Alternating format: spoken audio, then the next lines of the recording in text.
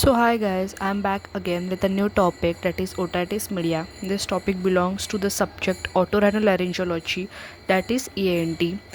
In this we will discuss about acute suppurative otitis media, chronic suppurative otitis media, and the multiple classifications within chronic suppurative otitis media.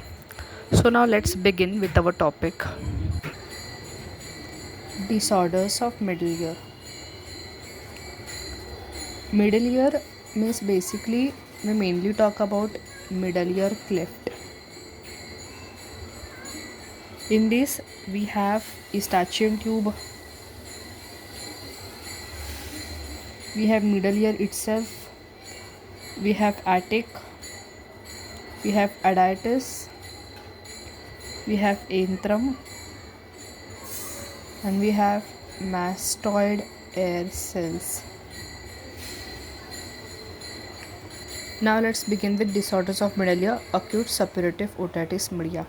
Basically, it is the infection, we can say, which is caused because of pyogenic organism, which cause the acute inflammation of middle ear cleft, and we have seen the parts of middle ear cleft.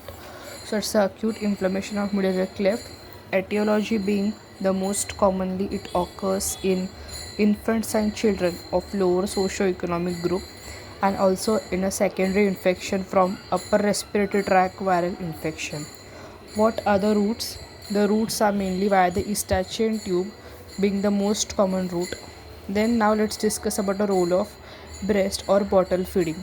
So what is exactly the role of breast or bottle feeding? That breast or bottle feeding in a young infant in horizontal position may force fluid through the tube to middle ear, and in such a case, when the forced fluid is like moving from tube to middle ear, therefore it can cause as a route of infection by eustachian tube. So what is the solution to this? Therefore the infant's head basically needs to be popped up a little higher. Then also we can see, in case of role of swimming and diving, what's the role? They also can force water through tube to middle ear, that is a route. Second route we discuss is via the external ear, that is traumatic perforations of tympanic membrane, and due to any cause open a route to middle ear infection. And the third is the bloodborne route, which is actually the uncommon route. So what are the predisposing factors? Predisposing factors are basically factors which affect the normal functioning of eustachian tube. Those are recurrent attack of common cold, upper respiratory tract infection, measles, diphtheria, whooping cough, nasal allergy, then tumors of nasopharynx. Then we have basically packing of nose for epistaxis or nasopharynx for epistaxis, then cleft palate, chronic rhinitis and sinusitis, infection of tonsils and adenoids. Now let's come to bacteriology. Basically in bacteriology we have Streptococcus pneumoniae, which accounts for about 30%, H. influenzae 20%, and Moraxella catarrhalis 12%. Besides these, there are also other organisms, namely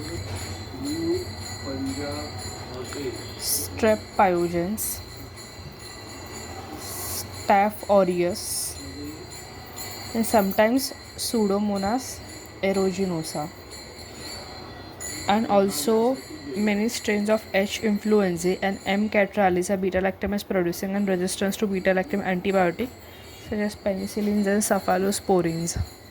Now let's discuss about the pathology of acute suppurative otitis media, that is ASOM. Stages. First stage being the stage of tubal occlusion. In this there is a edema and hyperemia of nasopharyngeal end of the eustachian tube, because of which the tube gets blocked. Once the tube gets blocked, it leads to absorption of air and negative intratympanic pressure to develop, and these two things causes retraction of tympanic membrane and some degree of effusion. So symptoms include hearing loss, earache, and no fever. Signs include retracted tympanic membrane, handle of malleus assuming the more horizontal position, lateral process of malleus prominent, loss of light reflex, and conductive deafness on tuning fork taste.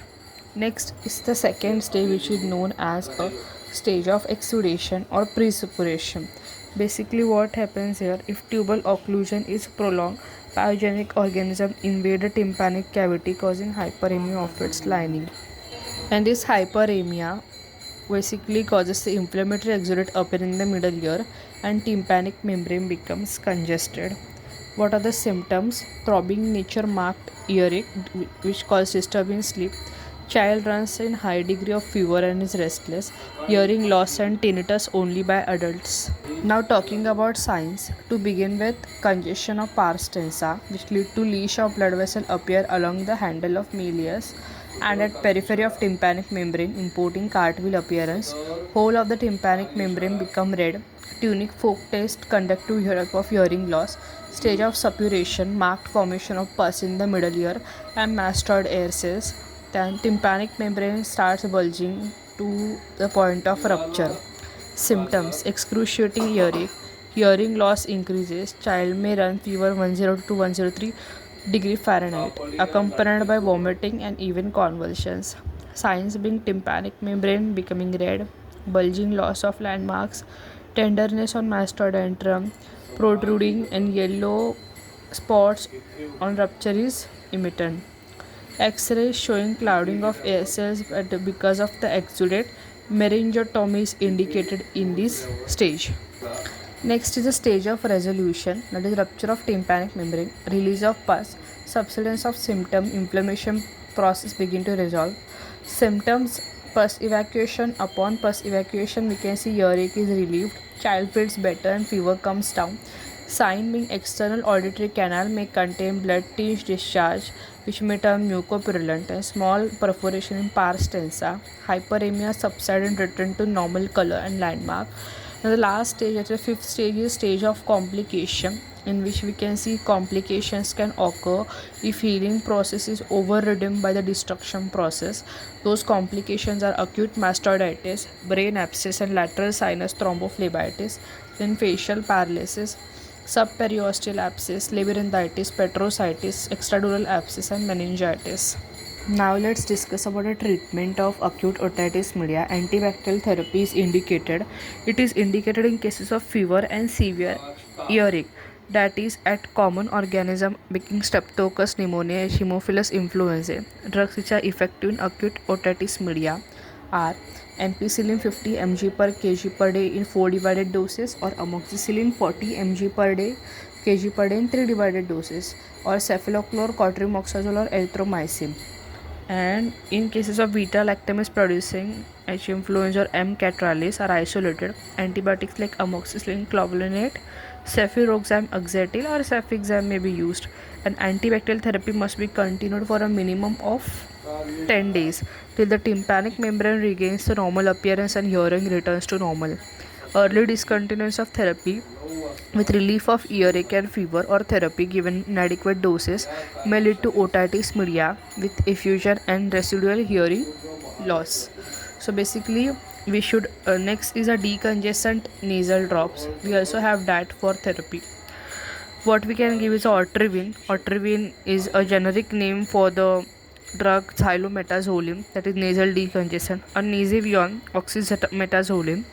1% in adult and 0.5% in children. Ephedrine nose drop should be used to relieve Eustachian tube edema and promote ventilation of the middle ear. Oral nasal decongestant like pseudoephedrine, Sudafed 20 mg twice daily, or a combination of decongestant and antihistaminic triamonic may achieve the same result without resort to nasal drop, which is difficult to administer in children.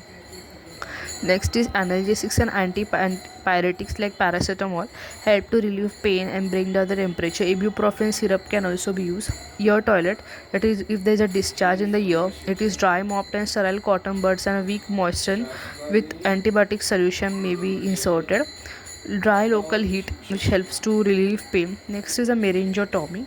What is meningotomy? It basically is incising the eardrum to evacuate the person indicated when drum is bulging and there is acute pain.